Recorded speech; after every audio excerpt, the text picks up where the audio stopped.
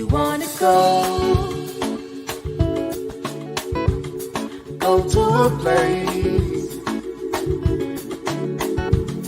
I wanna go to a place. Do you wanna go to a place? I wanna go to a place. I can take you there. I can take you there. Do you wanna go to a place? I can take you there. Say that.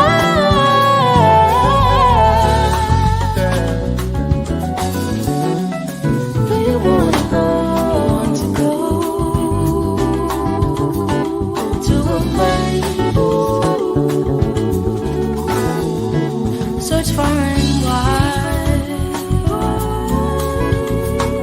by your side, far and wide by your side. Search far and wide.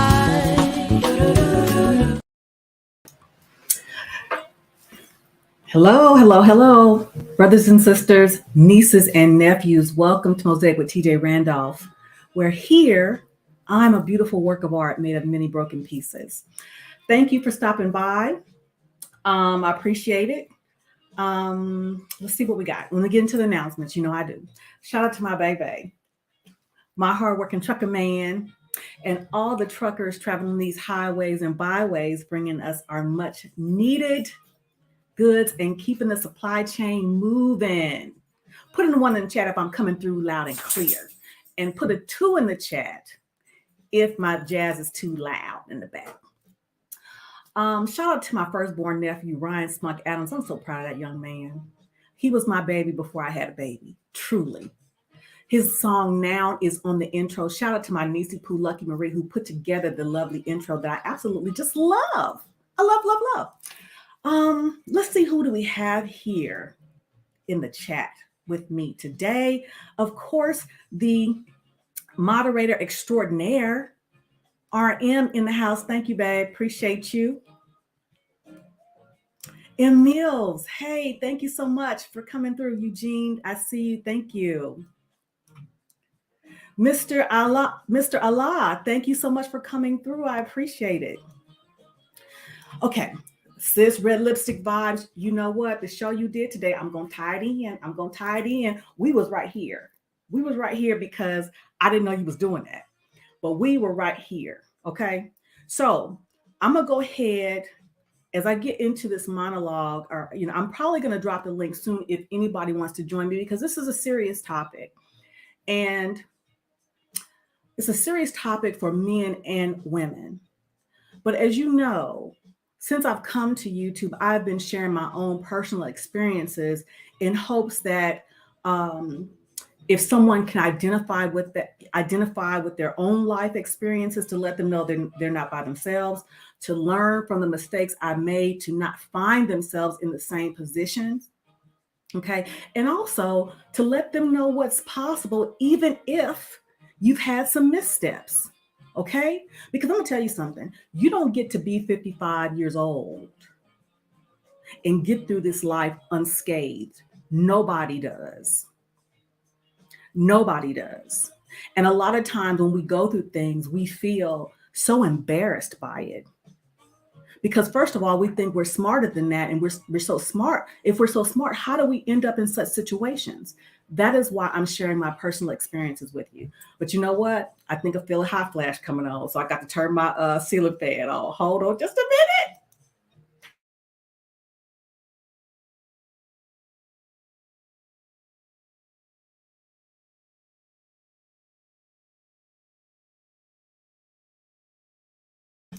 And that's part of keeping it real too.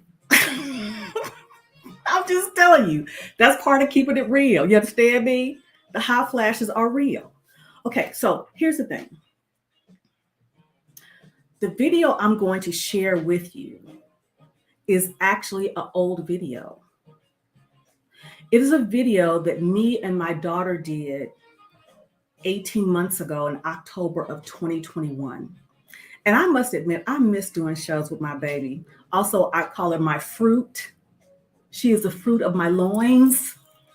I miss doing shows with my daughter because she offers a different perspective. But she's a wife, mother, employee, as well as entrepreneur. So she can't join her mother all the time. But I'm sorry. Stop it. I'm about to put my dog out. I'm trying to be nice. Sit down. I'm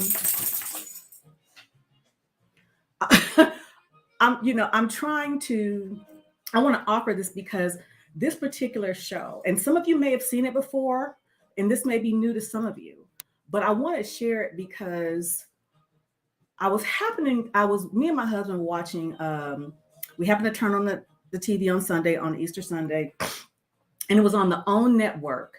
And Oprah was interviewing Joel Osteen.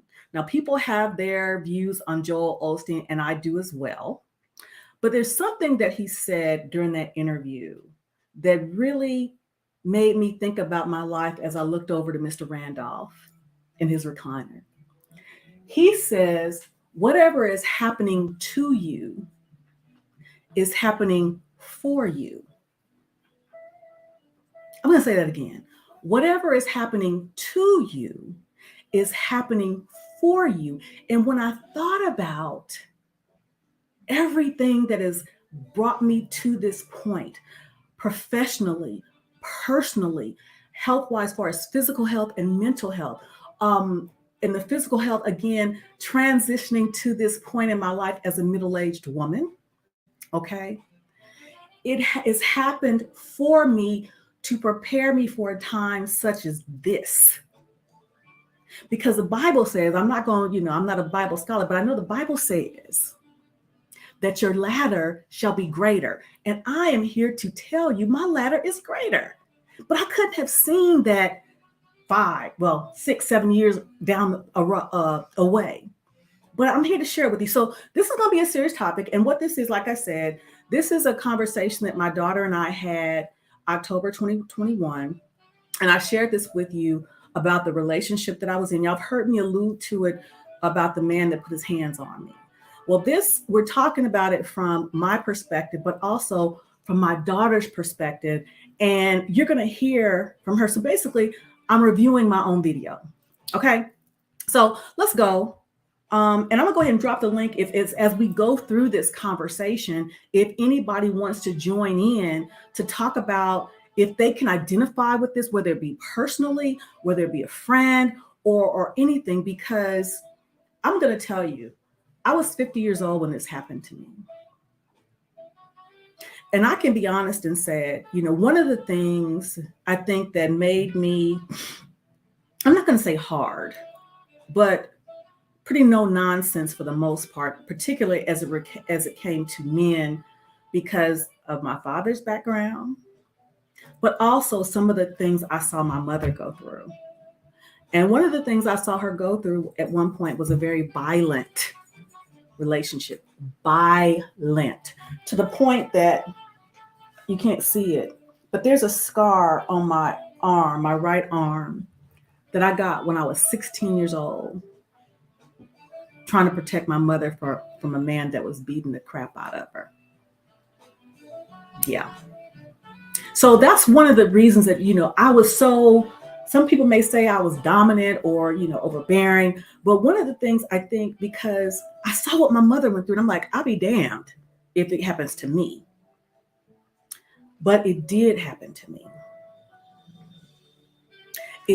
Not only did it happen to me, it happened to me when I was 50 years old. And that was part of the shame. That was part of the shame, because I'm like, how in the hell did I get to be 50 years old and end up in an abusive relationship? Well, I'm going to tell you how. And this is for ladies and gentlemen.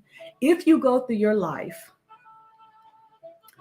making wrong, choosing wrong relationship after wrong relationship, it whittles your self-esteem to a degree, and you question your ability to make sound decisions as it relates to mate. So what happens is it whittles your sense of who you are, and things that you would normally hone in on, you dismiss.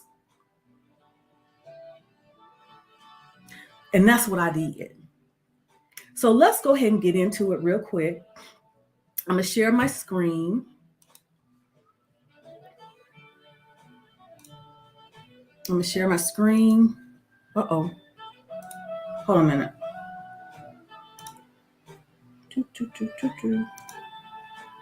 Share my screen. Window.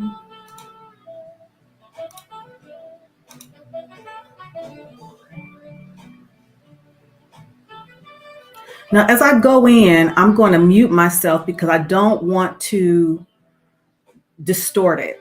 But this is my baby girl, my one and only. She looked just like her daddy. Anyway, let's go. Let's go.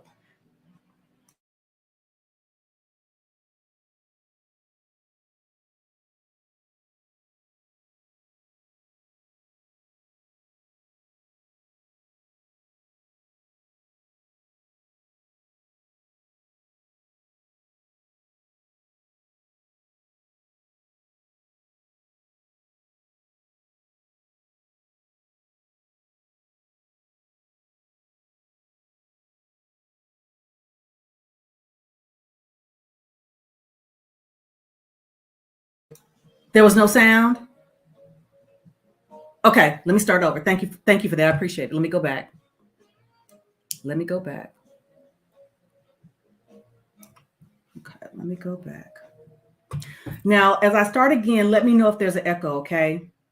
I apologize for it. Let's go. Struggle streaming.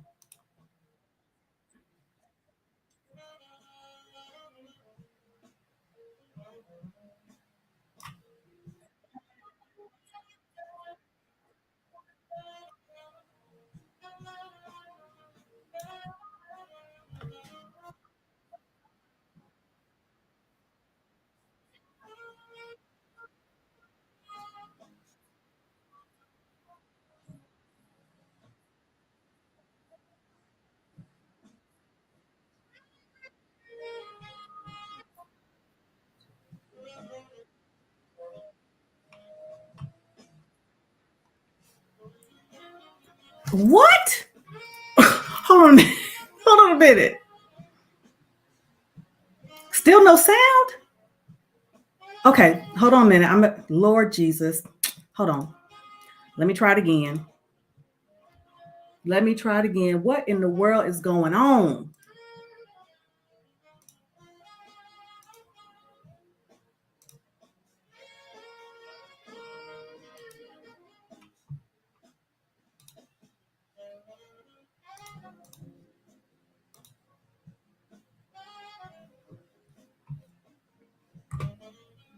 What about now? About is applicable to men and women.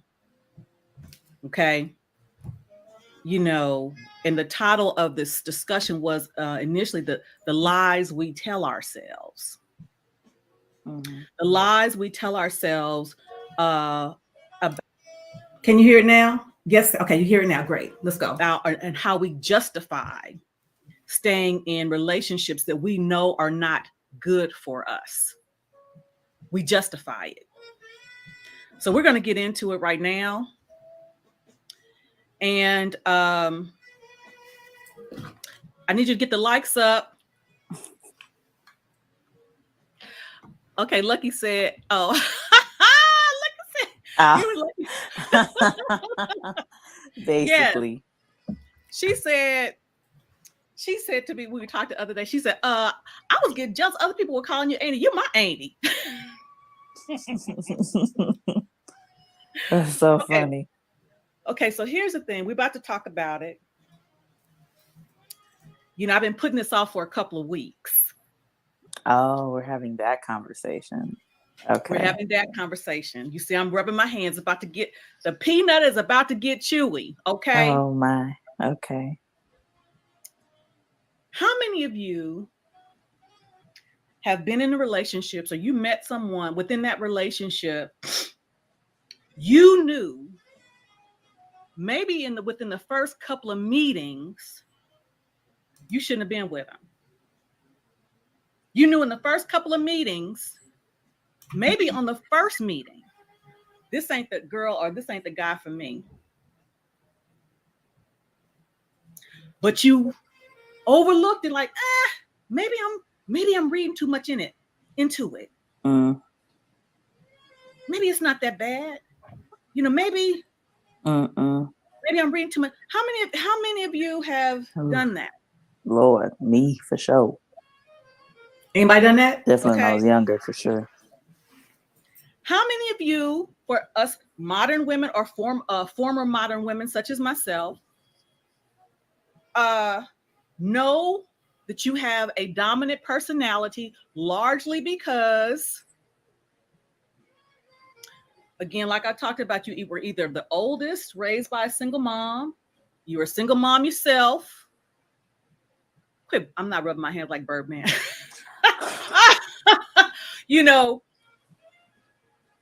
So you were in the military or you were in a dominant position in your career. And so you knew that you had like this dominant personality, okay? And you knew that in previous relationships, because you were a dominant personality, you had a tendency, specifically women, now men are supposed to dominate. But as far as women, you knew that sometimes you could kind of run over men. Okay. A little bit. Yeah. So when I met this person that we're going to talk about right now, I'm not going to talk about his name, but I knew within the first meeting, our first meeting. Seriously? You knew? I did. And I should have known. And I mean by that because the red flags were in my face. I'll give you an example. We met online.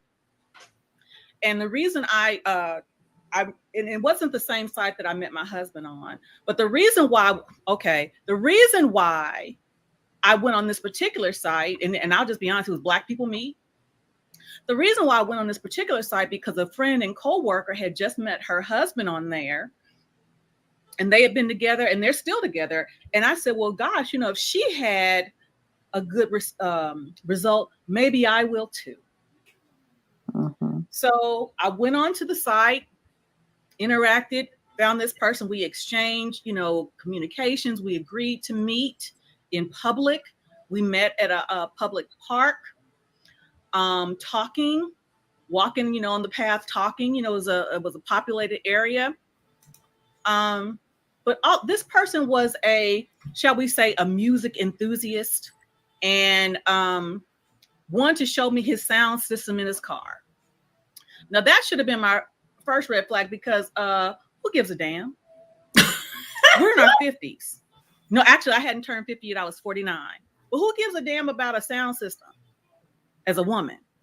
But so we're listening, and we're in this park. And let me tell you, this park is a very prestigious park where in a neighborhood that's very affluent.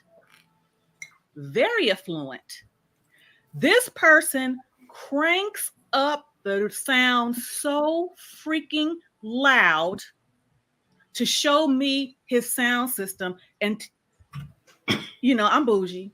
I was embarrassed. And I said, would you mind turning that down a little bit? And he said something snarky to me or whatever. So that should have been the clue right then. Okay, I'm gonna stop right there. How many men and women are like, I want some participation here. How many have been on it, met somebody you knew at the gate?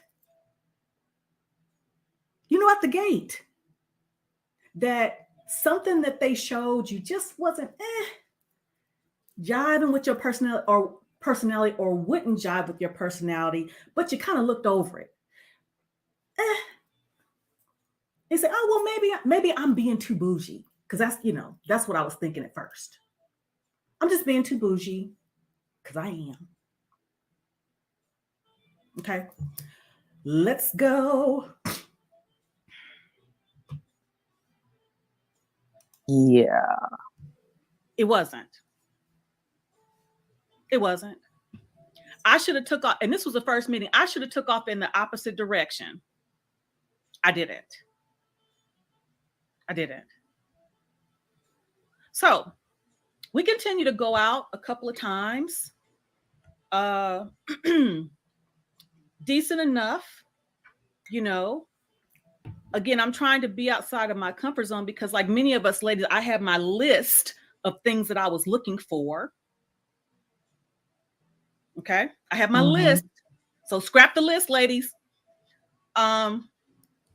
So I go to. But one of the things I should have maintained on my list, his grill was jacked up. But again, I'm trying to be open to, just, not being so picky. But at the very least, I should have maintained my standard with having healthy oral hygiene. Let's go. California to see my dad for Thanksgiving. We're having a lot of conversation. The guy he calling, showing interest. I'm flattered. I'm flattered.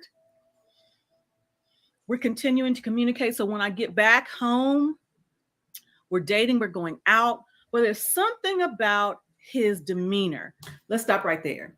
Let's go back to the November when I'm in California visiting my dad. And my dad and I have spoken about this on one of my shows because I was flattered that he was calling me so much. But the truth of the matter is my dad peeped game that he wanted to keep tabs on me because I'm thinking it's flattery because he's really interested in me. But the man in my life, my father, peeped game on something else, that something else was going on, had never met this gentleman because, again, we had just started dating, okay? But my dad was like, doesn't he know that you're out here visiting your family for Thanksgiving? I'm like, well, yeah, Dad, but he's really, he's really interested in me. Father's peep game. Let's go. Because I know I can have a tendency to be kind of quick-witted. But what was happening, this individual was shutting me down really quickly. Now, again, the lies we tell ourselves, because in my mind, I'm thinking, okay, this guy, I've met my match with this guy.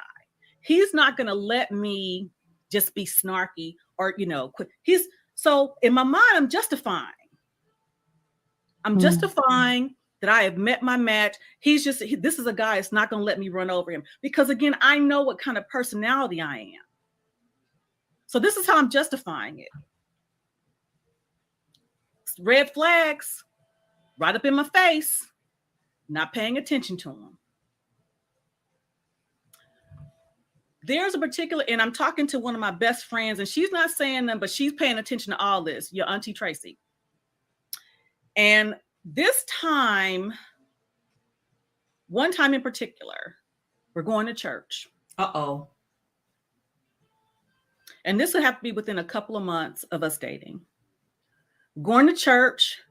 Now, my daughter knows that I get very nervous when I'm on the passenger side of a car and I'm not driving because of that accident I had when we were in Tennessee. Mm-hmm.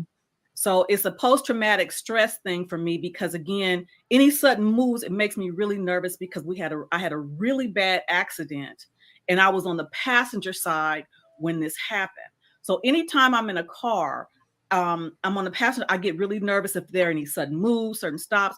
And I told this gentleman, I told this individual that because he had the tendency to drive really fast and in and out.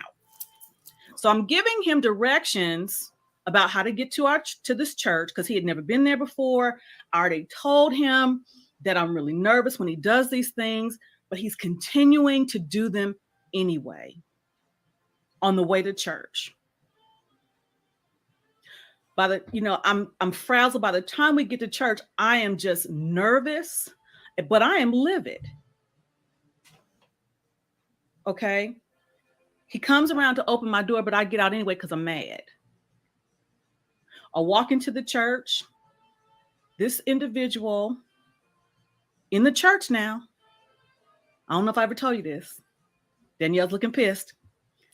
He hems me up In the church. on the wall inside the church and says something to the effect, I'm a man and I don't need you to direct me in traffic and this, that, and the other. You know, I'll do whatever I want. I know this. Do you understand? And I said, yes.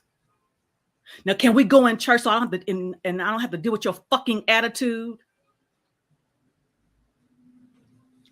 In the church. Hello, Mr. Allah. Let me unmute my mic. Wow, that guy sounded like a piece of work. I'll start off and then I'll just stop right there. Music is should be listened to at a reasonable volume level. Like I love classic jazz. And if you come to my home, I'm not going to blast it full volume. And I have nice sound equipment. I am a recording engineer, 70s and 80s. Yeah, of jazz, live Okay. jazz. And so, I understand wearing headphones, going into places to record that and everything. But I was domestically abused by my father and stepmother, who lowered my self-esteem so low that I met a black woman that did have my only son. And then she started beating me up. And then it was like a continuous cycle. Yeah. So this is what can happen to you. And the thing was that it finally reached a point where I took the risk of my son being denied visitation to me. And that's what happened. So I met another black woman who was very, very peaceful, the totally opposite of her. So I had these two women, and I had to decide which one was I going to go with. I married her in 1972. Late 71, my son's mother, I had to let her go. And I announced to her that I couldn't take her abuse no more. And I even went a step further. I offered to help her find another man. Yeah. Yeah. I loved her that much. But I fell in love with my wife. I asked her for marriage. We were married 49 years. She passed away August 2020 from cancer. I took care of her the last 4 years of her life. You see this picture behind me? Yes, sir. This was her in 1999. Wasn't she Yes. beautiful? Isn't Yes, she sir. beautiful? So Yes, sir. I took that photo at the Los Angeles Red Line station that just opened. So she got into the picture, and I'm glad she did. So yeah, I understand. I mean, to blast music in his car. I see a lot of rappers go up and down my street with their loud woofers and everything, and sometimes women are with them. But usually it's because they both agree that this is what they want to do together. But music should be listened to reasonable volume levels. Hello. This You dude know what I'm was in saying? his 50s. He was Yes, in his ma'am. 50s. We were That's at a immature. park. That's very immature. That was a big red flag right there. It was. You should have got out of the car and said, "That's it. No I know. more." That's what you should have done. But I'm not trying to judge you. I'm not trying to judge you. No. That's why I'm sharing. So let's get back to the video. I'm gonna go ahead and mute you. Let's get back to the video because Yes, ma'am. Thank you very much. And as I'm telling this story, you're seeing that some of the stuff that I'm sharing in the video, my daughter didn't even know, and she's looking pissed. She's looking pissed. Yeah. Because again, you know something ain't right. But again, part of it is that you want to keep people out of your business anyway. You want to keep people out of your relationships anyway. So that's part of it. But there was more here. So let's go ahead and get back into this. I joined Black Senior Net. Oh, okay. We'll talk about that in a minute. Okay, sure. Yeah.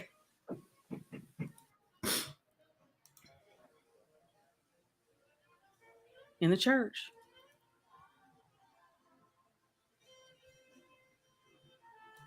It wasn't any of Man, that.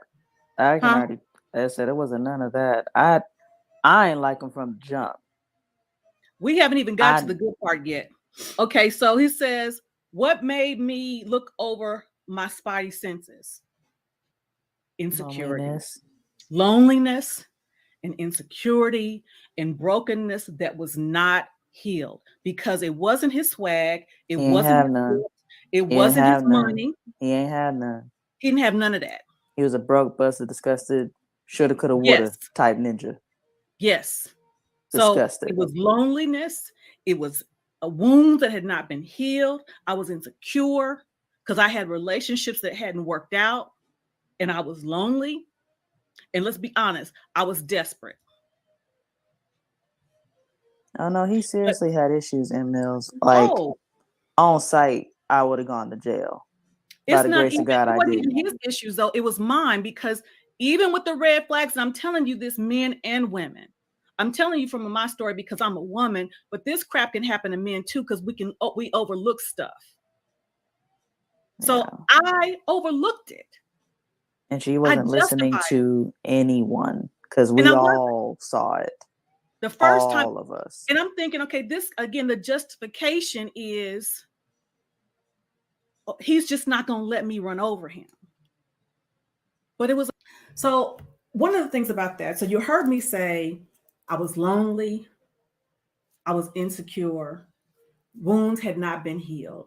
Because this is important to know. I was 49. My daughter had gone off to live her life because many parents, I can only speak from the single parent perspective. For 18 plus years, my life had been devoted to raising my daughter, and my world revolved around her. It just did. And when she left to go to college, I'm like, okay, what do I do with myself now? So I was rediscovering myself. And it's no different than when couples, they invest all of their time raising their children and they disconnect from themselves. So when their children go off to live their lives, they're looking at each other like, I don't even know you, because they focused on the children so much. So the same was true for me. I had to rediscover who I was before I became Danielle's mother. And I had to do that in my 49-year-old body. That was not my 39-year-old body. That was not my 29-year-old body. I had to do it in my 49-year-old thinning hair versus my 29 and 39-year-old full head of hair. I had to do it with, just the aging of the body that the mobility issues that I didn't have. So again, all that played into what I thought about myself at that time, because I was not 29, I was not 39. Because let me tell you something. My daughter will tell you I was tight and right all the way up to about 44, because I was still in the military till I was 40, and I still had it together. But as those things started to change, and again, just being older, period, I didn't realize that my options were changing because, again, my focus had been on rearing my daughter.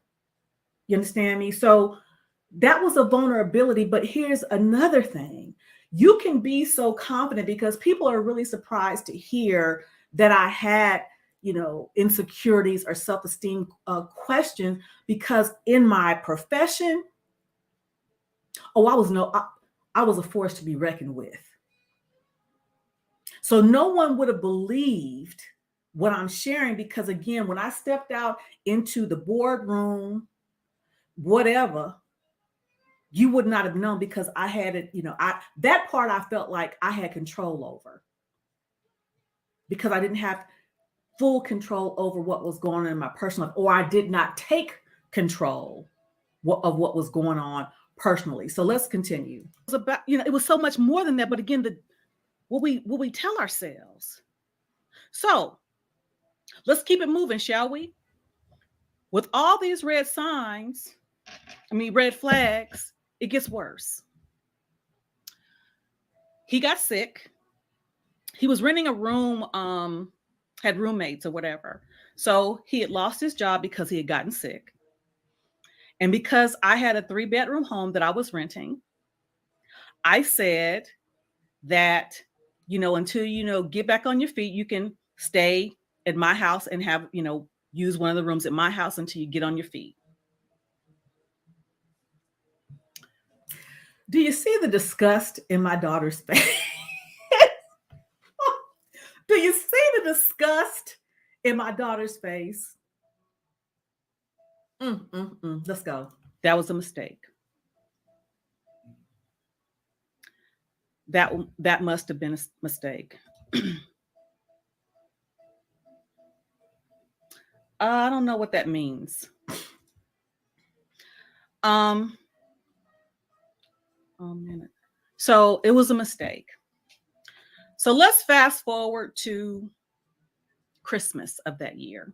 Christmas, that would have been 2016. I forget. remember.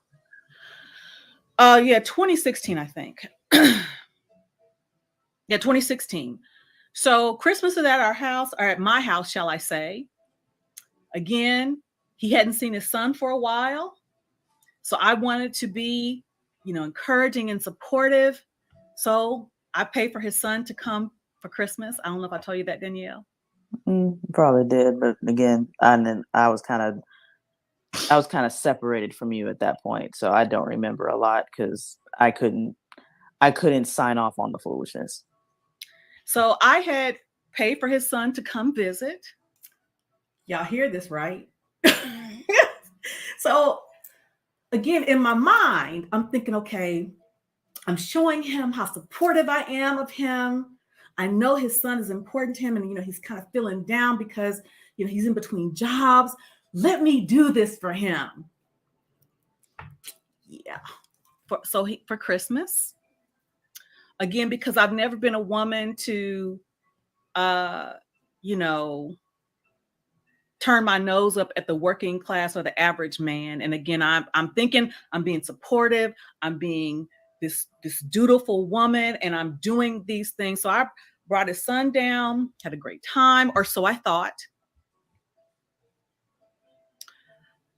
At one point, I must have said something that he didn't like.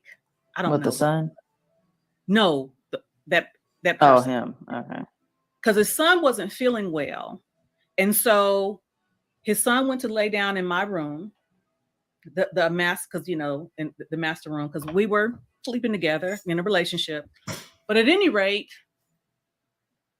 so he got, and then I think mommy was there. So all the other guest rooms were taken. So that's why his son, went to sleep in my room.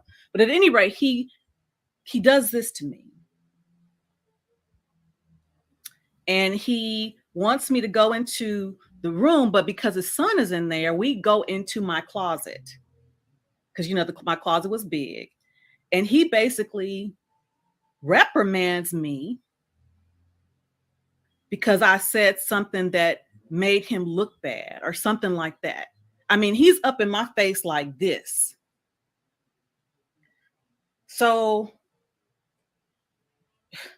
and this was around Christmas time.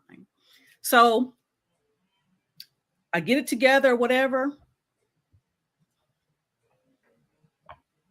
And I'm sharing this for a reason that we're going to get to in a minute. So just bear with me as I share this story, because the red flags are abounding. You understand me? The red flags are abounding, and I was in a sunken place. That's a good way to say it. So the red flags are abounding. I'm not paying attention. There was a guy I used to date. We didn't work out. Okay, back it up. It's not that I'm not paying attention. I'm ignoring them. I'm justifying them. I'm excusing them. Okay? I'm excusing them. This is giving the benefit of the doubt to a whole new level. Mr. Salah. Yes, ma'am. I just will say that Go ahead. you don't have to take any crap off of nobody. I mean, you have to love you. And another thing I wanted to say, we have been through so much that we suffer from post-traumatic slavery. But I'm going to say this, there's no excuse for a Black man who had a loving, caring, sharing mother who would not want his mother to be treated bad by any man, to then grow up to be a full-grown man and then abuse his wife or girlfriend. That's no excuse. No excuse at all. Yeah, and again, it goes back to how I started this. What Joel Osteen says. What's happening to you is happening for you. But when you're in the midst of it, you can't see that. It's hard. Yes. You can't see that because it's like you're blinded. Yeah. And another part of it is just straight willful ignorance, you know, and Clue Channel, you're absolutely right. We've all had bad ones. And, you know, I did win in the end. And I say to myself, I mean, who knows? I mean, because I'm on the other side. But I say to myself, this situation was a catalyst to really make me dig deep and peel back the layers of why and how I got to that point. So let's continue. Let's continue. So take advantage of your. We were cordial, and what this person would do for Christmas, he would always make flavored moonshine and give it, you know, out as gifts for Christmas. And I remember that he didn't. So he made one, and he just dropped it off. You know, he didn't knock on the door. He dropped it off at the front door, and I saw it later or something like that. And you know, he said, "Merry Christmas."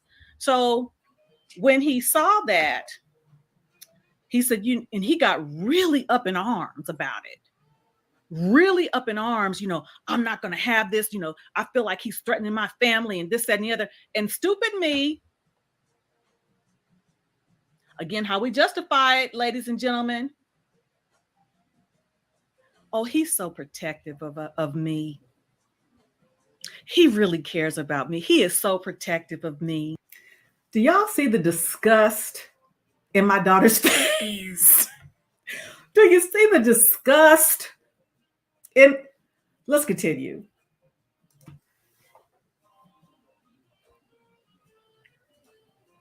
Hey, truth teller, I'm gonna get to you. I want to tell this story, but if you gotta go, we can do it later. But I'm in the middle of this story, but I definitely want to discuss this with you.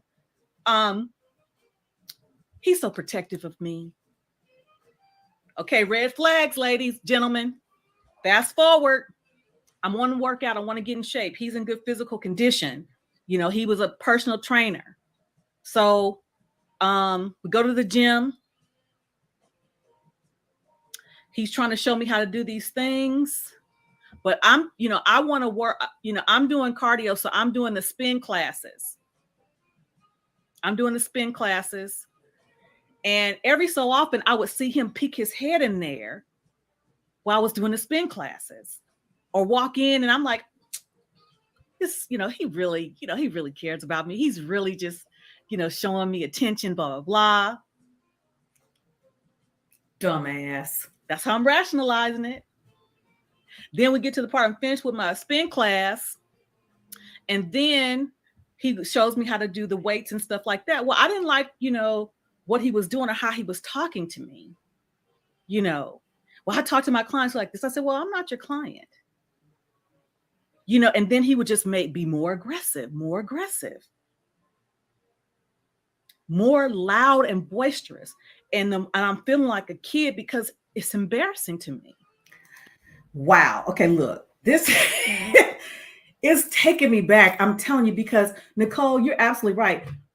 Controlling and protective are completely different things. But if you don't get your mind right and don't get your head out of your behind, you rationalize that because, like you hear me say, oh, that's so cute. He's just trying to peeking in the class to see what I'm doing. No, he was peeking in the class to see who I was talking to.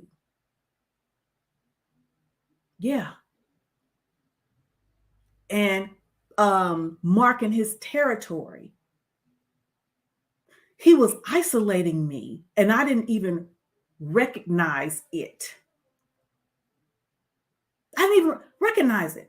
He was isolating me. And then, like I said, he's showing me how to do these weights. And again, he's talking to me like a freaking drill sergeant. I'm not, and I'm, because again, I'm still in myself. I haven't gotten completely beat down. So I'm, rebelling. And then he just embarrasses me in public and talks down to me. And like you heard me say, I'm feeling like a kid. Let's go. The way that he's talking to me in public is happening, but I don't realize what's happening yet.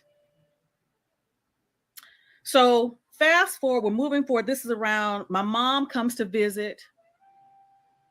She ain't feeling him at all.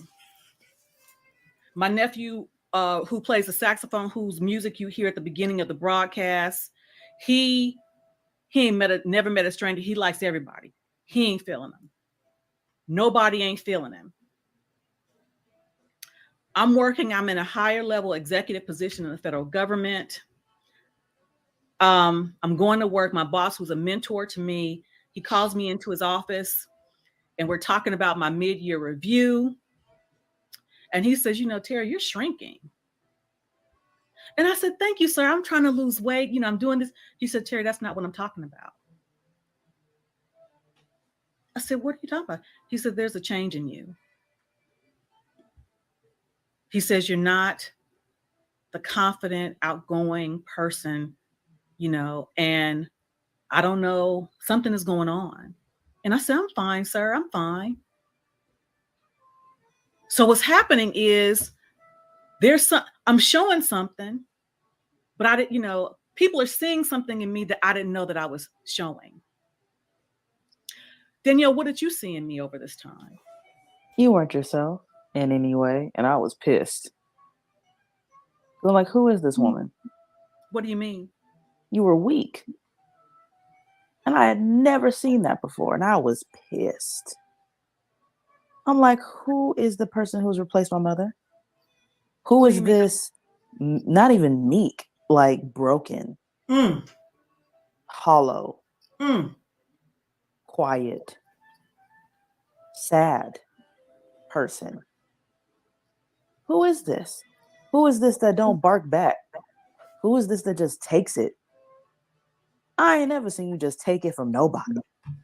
Ever. And I'm like, who is this? Who the hell does he think he is? To break her like this. Oh God, I would have put my hands on. Whew. You're hearing it from my daughter.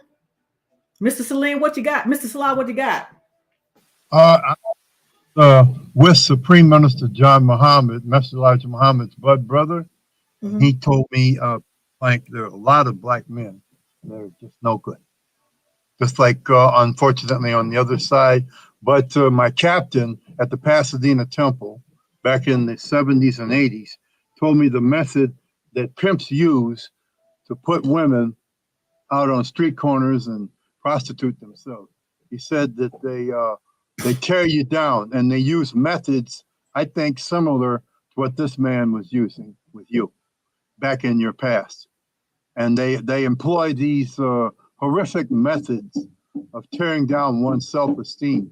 And then they recontrol you into what they want to do. But actually, they have a bad view of themselves. And yeah, exactly.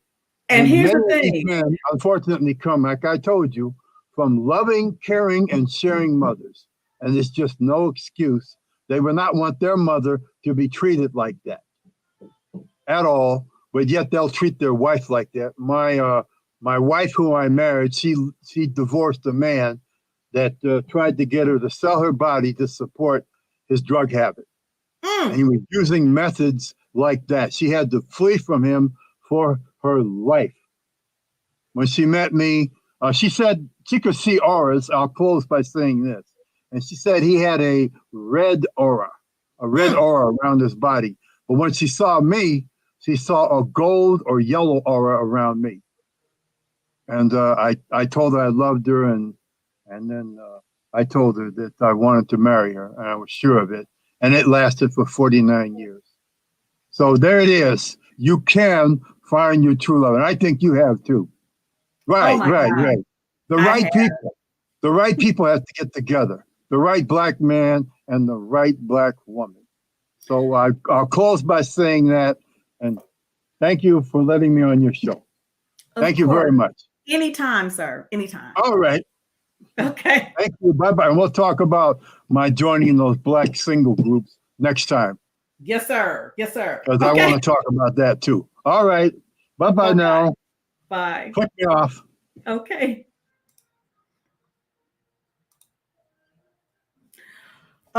Yes. Yes. And Mr. Salah says something that's very true. And this goes for women and men. When that person, whoever it is talking down to you, it's really they really don't think much of themselves. And as it related to the case with this person, he couldn't keep a job, and it was always somebody else's fault. He didn't go to school, and that's not an issue, but didn't know a trade. But you see my stuff behind me, and I'm proud of what I've done. And he knew that I was in a higher level position. But again, I've never used that as some way to look down upon someone. But because he felt inadequate about himself, he made me feel inadequate. So let's go. But here's the thing, again, the lies we tell ourselves, ladies and gentlemen. Oh, dang. Oh, I think I got frozen. Let's see. Oh my gosh. Okay. Are you It there? froze so bad. My internet went out. Oh, Okay. there you go. So I'm like, this man is just not going to let me walk over him. No, man. That's what I'm thinking to myself. And you had it bad, Ma. You was convinced. And this made it worse. He wasn't even attractive. He ain't had no money. He literally had nothing to offer you. Like, it would have been a little bit more justified with your decision if he okay, he at least took care of the bills. Or, okay, he at least has a good career. This nigga that had no job. He had no busted car. No money, no prospects, nothing. He was a waste of space. And because again, my background in the federal government, even before the federal government, I would help people transition from military career to civilian career. So I would help people. I would do resume writing, those kind of career skills. And so I knew that he was he had lost his job. So I'm helping him look for other jobs, but I also did his resume for him because again, that's my forte. So again, being supportive, and he would go on job, interviews and so forth and so on. But there are other things I'm seeing, but I'm not paying attention to. And we all saw it, y'all. Or I'm We justifying all saw it. I'm seeing it. I'm making excuses for it. How many of us do that? Let's go.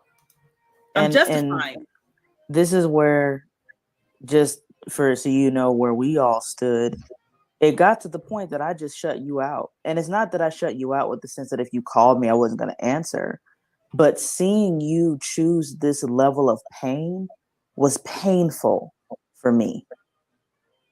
And I couldn't deal with it anymore. Because you were so gung-ho for this nigga that it was like, I was like, who are you? Who are you? Like, I've seen the ninjas you've dated. None of them have been this bad. Like, I was just like, I can't do it, man. Like, because you want to get mad at me for calling you out on your BS, which is complete BS. Want to, hoop and hide me, but this nigga who just been over here for a hot few months. Freeload. Like, oh, yes, dear.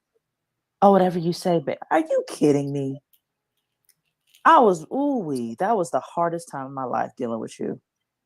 Because I just wanted to shake you. Wake up. Who are you? What? and check this out. What I was enduring, what I was allowing myself to endure is the complete opposite of everything I taught my daughter. The complete opposite of everything I taught my daughter, everything her father taught her. Everything. So that's why she's saying that she didn't know who I was. I was weak because she had never seen me that weak. Because she saw her mom handle stuff and handle folk.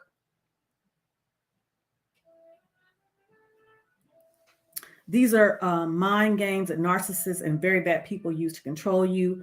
I could talk about this. I grew up in a violent and hostile environment. As a teen, I saw my mother get beat. Oh my God, with the fire. You know, Nicole, we were talking about that was one of the things that I thought kept me from being in an abusive relationship because of what I saw my mother go through. And when I saw my mother go through it, I said, I'll never go through that. Because, like I said, I have a scar on my right arm that I've had since the age of 16, trying to protect my mom from a man that was stomping her in her face. So, having seen that, you know, I said, I'm not gonna ever. And again, that was what my daughter was seeing me deal with. And again, at this point, he hadn't put his hands on me yet. So that goes to show, ladies and gentlemen, the abuse is more than just physical, and we know this. He hadn't even put his hands on me yet. All this is just mouthing, but very aggressive. Okay?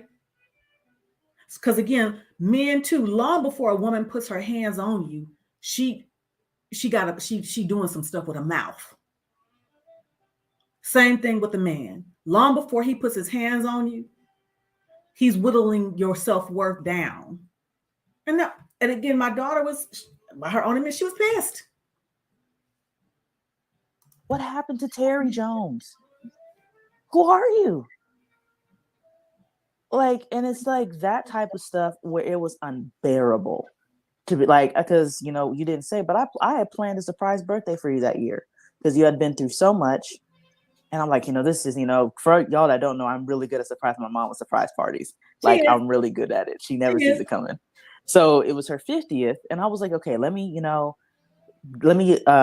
basically use the village around me. I got my mom's friend who had a house with a nice kitchen. I was cooking there. Had my friends who are personal chefs. We had the whole nine, y'all. And let me tell y'all how I was so angry at you for such a long time when you said this.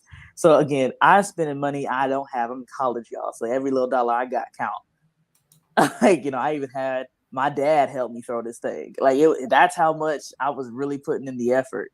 So I, you know, whole spread, had her coworkers there, her friends had people. We were planning, coordinating everything. So she come in, my mama was there, planned it, had her out of the house all day. So the house is full of people, y'all. I have the best food you could get. When she came in this house and had the nerve to ask that nigga, oh, did you plan this for me? Uh-oh. I wanted to punch her. I wanted to punch her. Maybe that wake up. Because I was like, you have got to be kidding me. Let me tell you how much of a waste of space he was. He didn't even shower until 20 minutes before she was supposed to be there.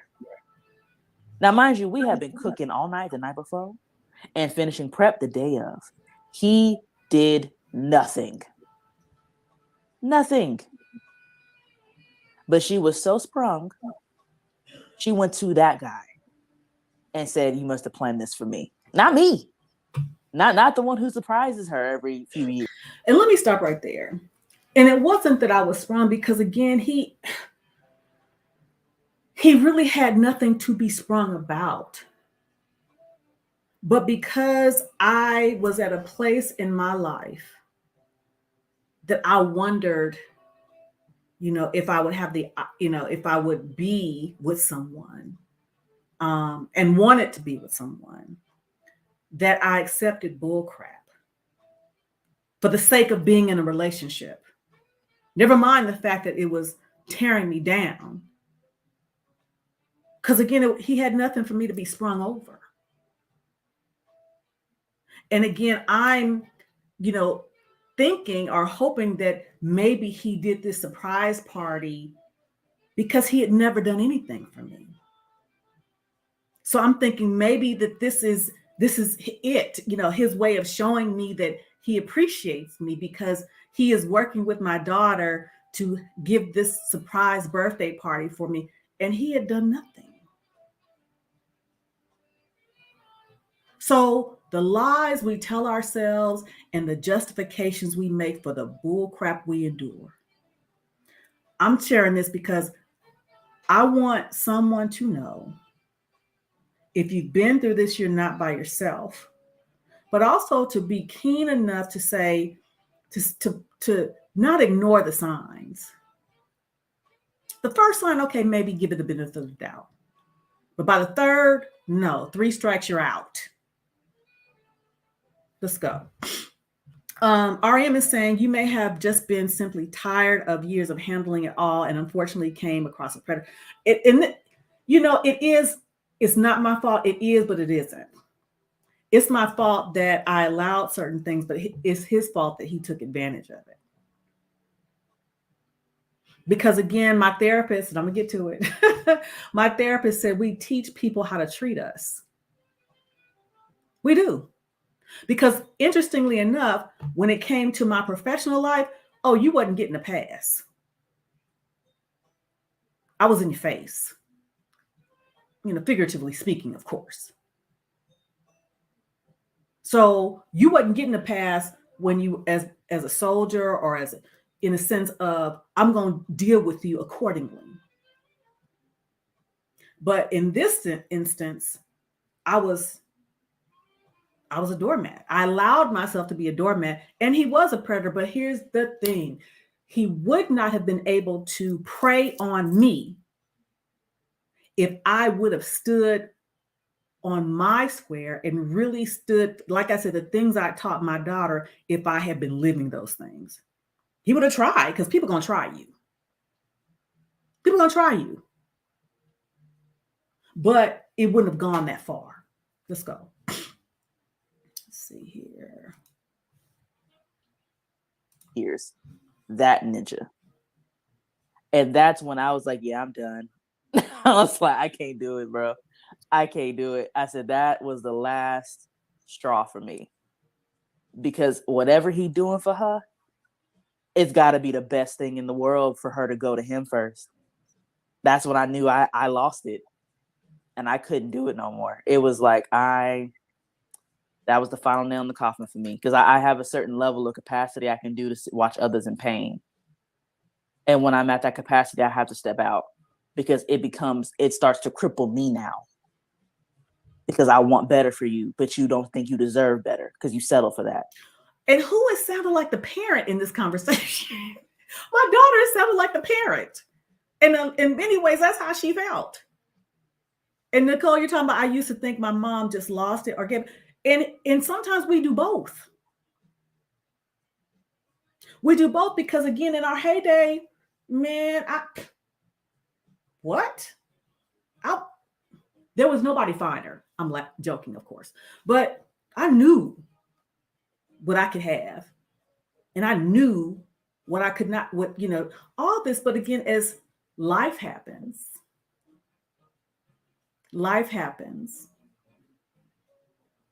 and you wake up again, you're not 29, you're not 39 with a child that you're raising, you're 49 and your child has gone on to live their life, and you're looking, okay, who am I now? And I can play like I'm that cocky person, but on the inside that you're not. Okay, let's go.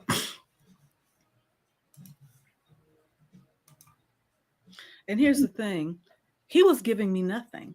Nothing, y'all. He was giving me nothing, and I wasn't sprung. It was that I wanted to believe and I wanted to be in a relationship so bad. I was so lonely. I was accepting shit. And that's exactly, and I think, in my opinion, I never said this to you, but I think it's when I met Kevon and you saw me moving on, your whole world, is when you got more desperate. I can accept that. Because I think I need you to like my video. Like my video. I'm taking a page from my niecey poo. Like my damn video. I think it was, for me, y'all, I'm not the kind that, I was never the type of child that just did whatever her parents told her to do.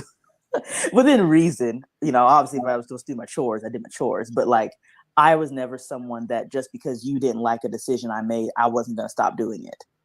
I was just never that type. So I got some fun for me for the shell later. But so for me, I didn't care if it made my mom uncomfortable that I was dating. So it's not my problem. So I knew part of her was feeling like I'm losing the last thing I have control over. And that's when I think you got to a point where you're like, well, I just got to get somebody because my daughter's moving on. Goodness gracious. Now the last thing I have is gone. Yeah. I mean, again, for women who are single mothers or whether you're divorced, never been married, and you make your children your lives, it's a process of rediscovery and you lose yourself. But let me continue with the story because I don't want to, because it ain't got to the best part yet. And the best part means the most sad part. Okay, so my birthday is on May 22nd. But on May 21st, my friends I was telling you about that met her husband on blackpeoplemeet.com, their wedding was the day before my birthday party. You know what? We're going to skip and we were going to the wedding. The part. And we need to get to the good part. So let me find it. This is, and parental guidance is advised because we're going to get to some pretty interesting things here in a minute. Nothing they can do. There was nothing they could do because I had allowed him to live there. Yep. Okay, so by this time, I'm trying to get this man out of my house.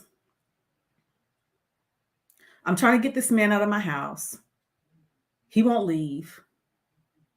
I called the police to put him out. They said that there's nothing they could do because I had allowed him to stay. Now, also, let me go ahead and give you this piece. My older brother had come. He had moved from California to Texas, and he was staying with me by this time. He came a day after my birthday. So now in my house is me, my brother, and this fool. I'm trying to get this fool out. Okay. Again, based on what happened, it became when I called the police and he had this smirk on his face. So it's like he had done this before because he knew that there was nothing I could do to get him out. Even though I was renting the house, I would have to evict him. Now, here's the thing, ladies and gentlemen. I had violated my own lease by allowing him to stay there, so I could have been evicted. Because the only people that were allowed to stay in the house was me and my daughter. Okay, let's go. That I said, even though I'm paying for everything, the lease is in my name. They said, I'm sorry, ma'am, there's nothing we can do. You need to serve him with eviction papers and give him a 30-day notice because there's nothing we can do. I was beside myself. Now, mind you, I had never been in a position that I had to call the police to my home for anything. Ever. Not just this house, but any place I've ever lived. I dealt with that kind of stuff growing up. And I made sure that my daughter would never see that. So I had no idea. So again, my brother's there. So I write up a 30-day notice to vacate. I have my brother serve it to him. So during this time, this is June, so from June to July, I felt like a prisoner in my own house. I was afraid in my own house because let me back it up. Remember, I told you that he had rented a room with these people, and so I remember going through some stuff, cleaning out stuff, and I found what looked to be a crack pipe. Wow, I didn't know that. I called the police because I wanted him to leave, and he said he wasn't going to leave. So again, in my naivete, I'm thinking that because the lease is in my name, everything is in my name, that if I called the police, they would make him leave. And I found out that they wouldn't, that I had to go through the process of evicting him. But again, backpedaling, I found what I thought was a crack pipe. And of course, I asked him about it. And he said, I don't do drugs. That must have been somebody that, other people in the house, we all kept our stuff in the same garage. Somebody must have put it in my things. So I believed it. I believe.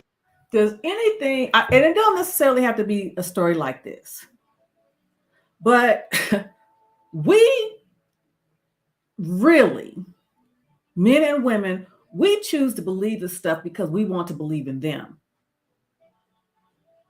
We fall for the okie doke. Willful ignorance, I say. Let's go. Believed it. So during this time, because I've served him, the tension is high. We're living our own lives, but I'm feeling like a prisoner in my own home. I'm closing my bedroom door at night. I'm locking the door in my own home. Do you see the disgust in my daughter's face? My brother's there, thank God. I happen to go into the room where this person is staying in my guest room. It is as if it's out of an episode of Hoarders. I can't see the floor because shit is everywhere.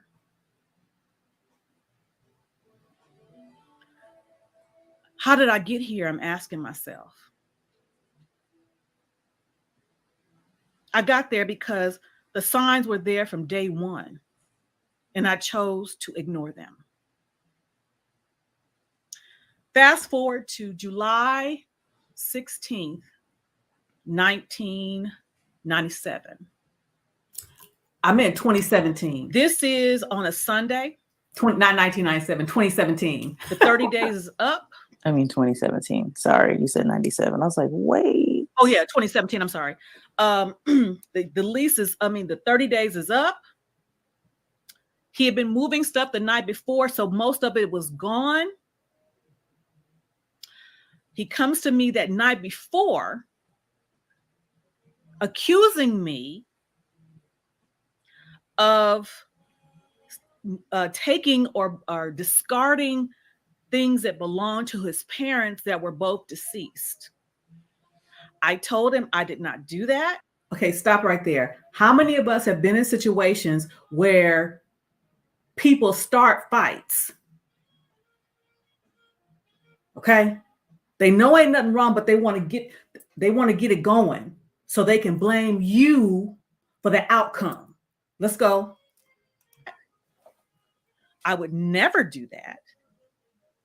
And he says, I can't find it. If I can't find my parents' stuff, I'm not giving you your key.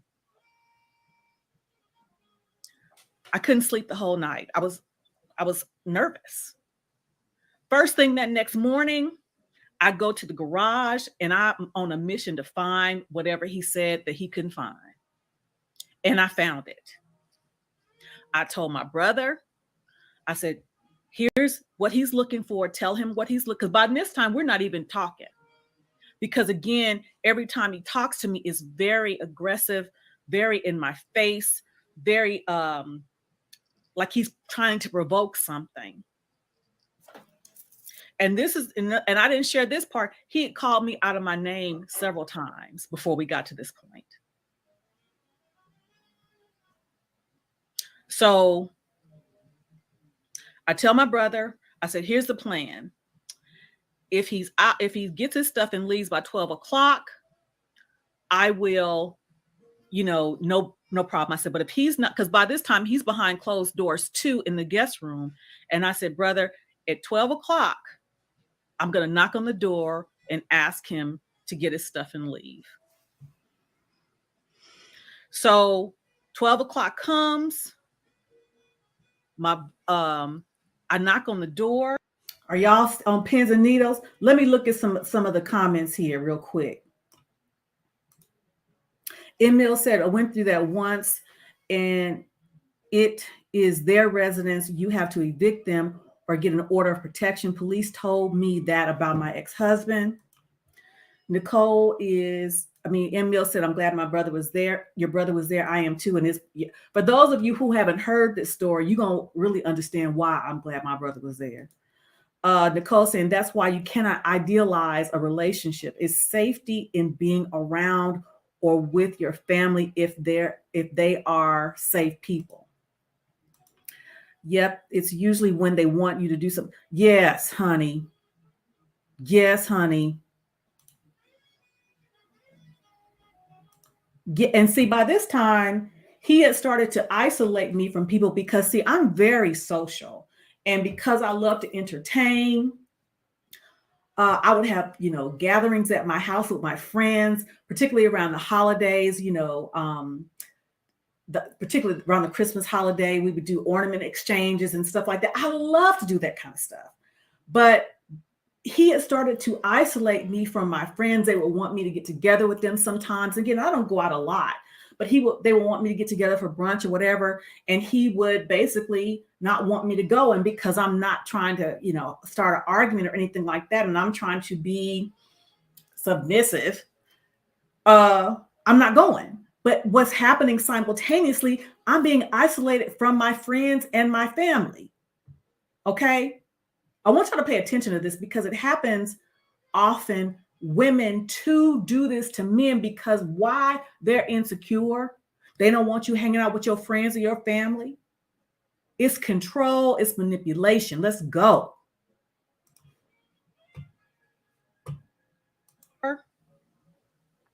He's laying on the floor on one of my couch cushions, and he's laying underneath the blanket that Lydia made for you. Wow. You got balls of steel. Okay, so I'm setting the stage. So it's 12 o'clock. 12 o'clock comes. He hasn't gone. I go into the guest room. He has a cushion from my couch on the floor, and he's sleeping over him. He has a blanket that was made by my ex-husband's girlfriend, my daughter's father's girlfriend, who loved my baby, who crocheted this blanket for her. He's laying under it. Okay, this is what's happening. So let's go. Lydia, as I shared with you, was my ex-husband's girlfriend who loved my child, and it was like a stepmother to her. So he's laying on the floor in the room under the blanket that was made for my child. And I said, and again, I'm lying, but I want to get him out. And I said, I found the things that you were looking for, and they're in the garage. I really, when are you going to be leaving? Because I need to get in this room to clean it out because I have, relatives coming to visit. That was a lie, but that's what I was going because I wanted to get him out. He says, well, I would have been gone last night if you didn't move my stuff and this, that, and the other. I said, I didn't move your stuff. I said, I didn't move your stuff, and I would never do that. Well, you've been talking so much shit, and you were talking all this shit in front of your mom, making fun of me. He's going back to something that happened in May. You were laughing when your mom made that comment. And I said, would you just go, please? Will you just, would you just go? I'll go when I'm good and damn ready. So I said, no, you're going right now. So I pulled the blanket because it was mine. It belonged to my child. And I pulled the blanket off of him and he yanked it back. And I said, this is mine. I said, this is mine. And then from that moment, all I remember was him grabbing me and throwing me down. And I screamed. And when I screamed, Bradley, our dog, ran into where my brother was staying, and my brother came in and pushed him off me. He said, "Get the fuck off my sister." I don't remember everything else, but this is what I'm going to show you. Okay, this is it, y'all. Did you ever see the pictures, Danielle? Okay, stop. This is the first time, because this situation happened in 2017. This video right here is 2021. Okay. My daughter had never seen the pictures that I'm about to show. But before I show the pictures, Nicole said he would have come home and I would have been gone like Thanos. But it was my house. It was my house.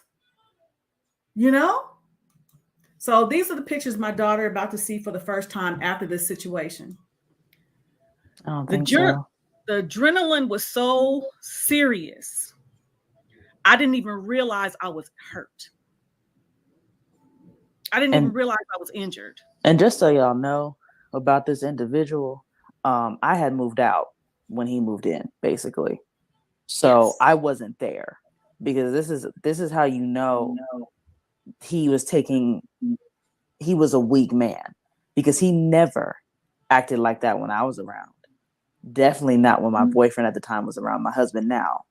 So he knew to target her because he was on his best behavior when I was there, because he knew better. He wasn't that stupid, because you would have thought they were great, because he never cussed when I was there. He never yelled when I was there. None of it. Because he knew I would have threw hands. Because I don't fight fair. Definitely not when it comes to my mother. So he was like, he was lucky. I wasn't there. That he's still breathing. Okay, I'm going to show you some pictures here. And it's not going to be easy to see.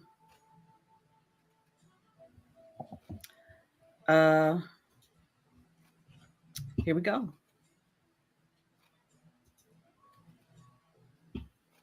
Here's the first one. Is that your arm, or what is that?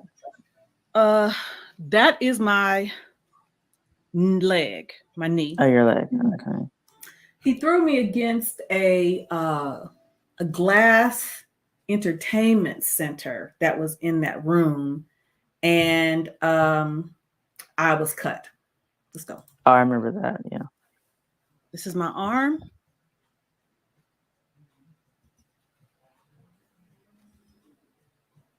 It's my leg.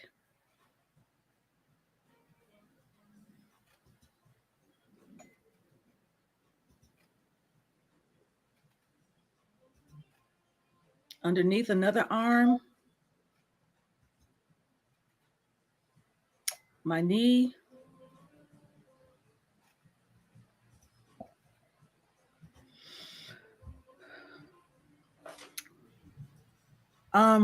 So called the police,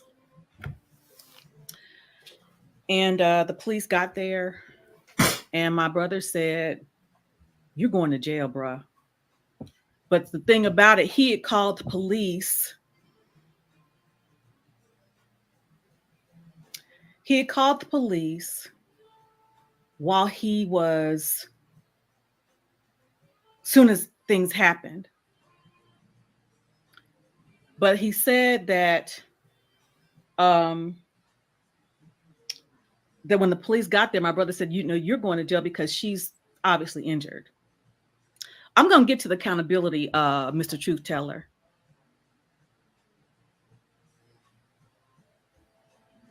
And let's be clear. You said you don't understand the point of showing if that is being Mom, walked past. calm down. They don't. And He doesn't know you. No, So he doesn't. And it's not before about you okay. go there, calm down. I love my baby. She is always a voice of reason. She is so much.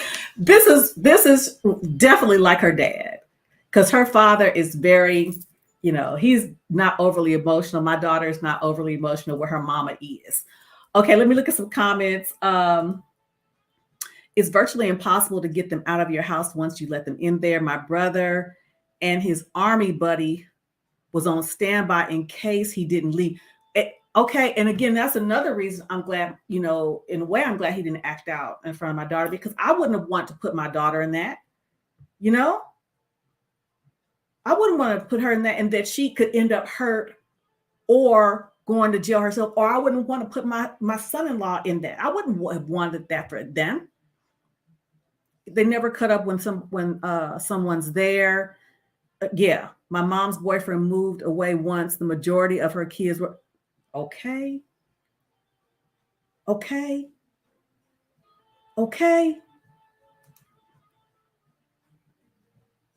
here, but again, what was happening to me was happening for me because it required me to do some serious work. Okay? Serious work. Let's go. They don't know you. They don't know me. They ain't never met us. Yeah. So do not entertain someone who does not know. They are coming from a place of ignorance because they do not know. They were not there through the whole process of you from the front or the beginning. They're hearing a snippet of the full scope. Do not entertain until you explain. And if they still choose to be ignorant, let them choose to be so. Thank you, continue. my troop. So the police came. It was evident I was injured. My lip was busted. I didn't have a picture of that. My lip was busted. And the police asked me if I wanted to file a police report. And initially I said, yes, I did. But here's the thing. He had just started another job about a week or two prior. Mm-hmm. And he said, well, to do a police report, we'll have to take him into custody. And I told my brother I was afraid. I was afraid to file a police report. Well, to press charges, not file a police report, to press charges, because if I was to press charges and get a restraining order, because in order to get a restraining order, I would have had to press charges. And I was afraid that if I would have pressed charges, he would have lost his job and came back and blamed me for it and came back and hurt me. I was afraid. So I said, if he gets all of his stuff and leaves now and gives me my key, I won't press charges. So the police was there, made sure he got all his stuff and left then. He was malingering to the point that the police even noticed that, bro, you've been taking too much time. You need to go. He left. So that's a Sunday. On Monday, I call into my job because the bruises were evident. I called into my job and said I wouldn't be there. Tuesday comes, I go to work, and my job, again, I'm a senior leadership, I'm a senior level person with the federal government, and my job was, human resources. But the day before, on that Monday, one of the employees had fallen dead at work, had a heart attack and died at work. So when I go to work on Tuesday, part of my job is to coordinate with EAP to have a counselor or come in to help the employees get through their grief. And as we're talking about it, it just hit me hard. And it hit me hard because I realized that had my brother not been there to help me, I could have died that day. Because there's no way I would have beaten him. There's no way. I lost it, and I went on leave, and I was off work for about 2.5 months to get my head together, to get to the root of why I didn't pay attention to the red flags, because they were clearly there. They were clearly there, but I ignored them. And I'm sharing this because men and women, we see the red flags and we ignore them. We justify them. I justified and said, oh, this is just a man that's just not going to let me run over him. But what was happening? He was isolating me from my family, because anybody that knows me knows that I'm a huge entertainer. I have guests at my house all the time for birthday parties, Christmas parties, all these things. But he had systematically, or I had allowed him to systematically separate me from my friends and my family. I had allowed him to systematically beat me down to my self-esteem was at an all-time low. I was second guessing myself. I was so afraid. I would go to the gym and sometimes he would be in there and I would just have a panic attack and leave. I was afraid all the time, even after that. I was afraid that he would find out, because I had moved by this time. I was afraid that he would find out where I lived. And here's the thing, the red flags. After he got his stuff out, I go into the room where he was. Okay, this is key, y'all. And I thank God for the Holy Spirit, because the Holy Spirit kept me. I'm telling you something. Because again, the red flags are, you look back on certain things, you're like, wow. And Mr. Alas talked about how his wife had said the guy that she was with before she met him, he had this red aura, like this evil aura around him, right? And then when she met Mr. Allah, his aura was, golden, okay? It's very similar here, because the house that I was living in at that time, I had lived there for years and nothing had ever happened in that house. And I had a pool in that house. At that house, I had a pool there. So let's continue. He had in the vents, he had put tissue paper in the vents. Why? He was smoking crack in my house. The signs were there. That was part of the erratic behavior and aggression he was showing me. But I had allowed myself to believe what I knew wasn't true. So the accountability, sir, is that I didn't trust myself. Men and women, we don't trust ourselves. We, again, like what the funk said, I ignored the spidey senses. I justified, this man is just not going to let me run over him, but he was mistreating me. And what made it worse is that even when she didn't have the spidey senses, we all did. And what made me mad at her at the time is that you got all this bark to us, but ain't got none for that nigga. Not a bite, not even a little bit. Like, cause think about how she was even talking to him. Like, can you please? I was like, my mama don't please nobody. Get out. Ain't no please here. And it was like she was a night and day different person. Because I tried to tell her, yelled at me. Her mother tried to tell her, yelled at her, cut her off. You just don't want me to be happy. What? And when I say everybody, I mean her best friends of over 20 years telling her, sister telling her, I'm sure co-workers telling her, everybody. And she ignored us all. Yelled at us, ostracized us to the point of no end. And it was so disheartening. And for someone who's for anyone who knows people who are in these situations, all you can really do is pray, man. Because that's all I could do. That's all I could do. And I believe my prayers what kept her alive. Because she refused to listen to reason. Refused. And it was so jarring because my father is gangster. My biological father and my stepfather. They both wanted to come down here, and I said, don't, because I was afraid for them. I was afraid that if they came, because my dads are in their 70s, I was afraid that if they did something, they would go to jail or they would I was be willing. hurt. I was willing to go to jail. I was When I found afraid. out, I was like, where he at?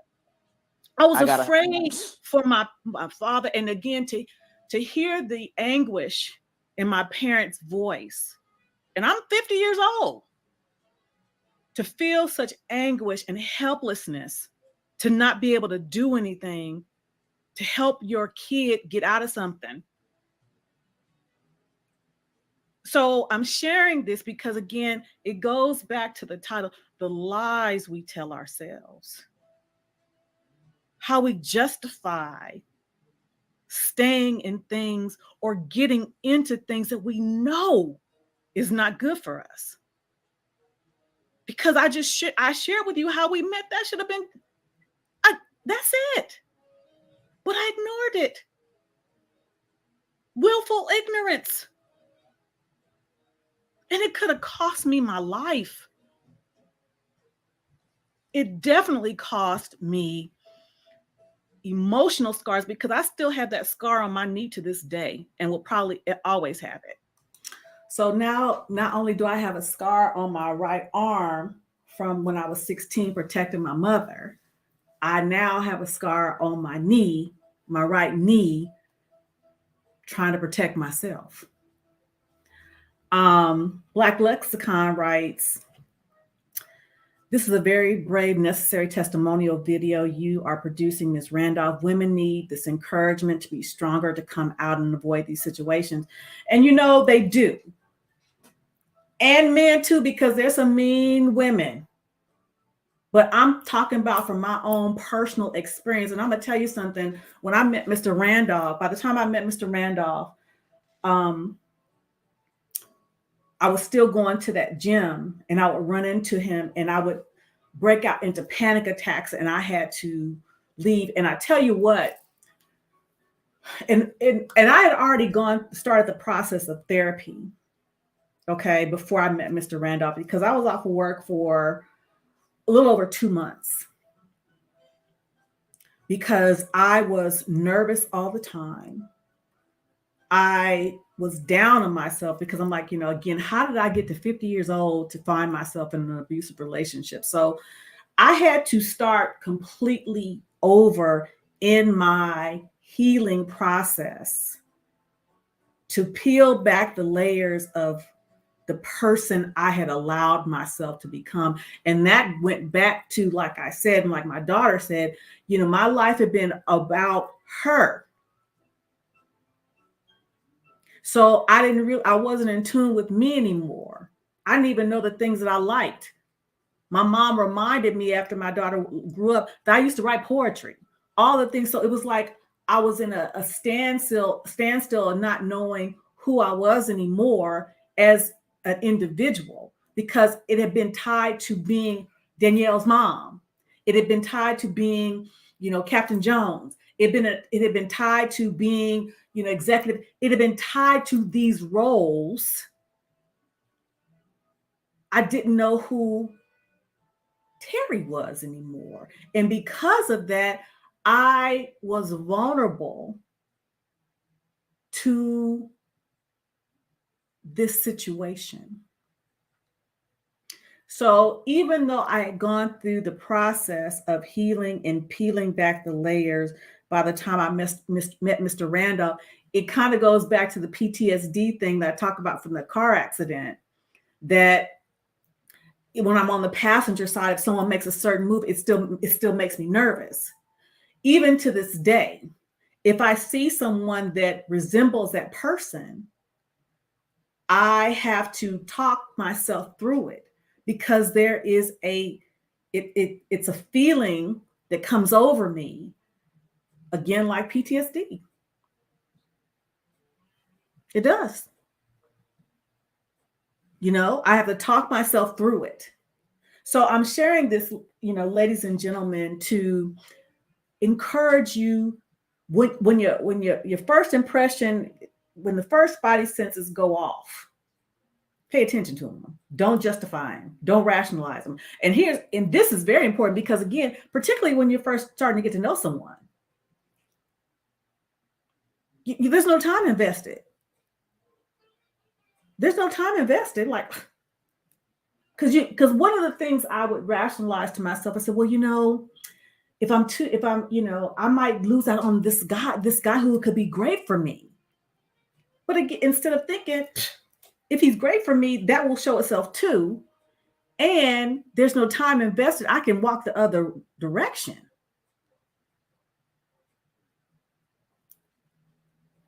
Let's go.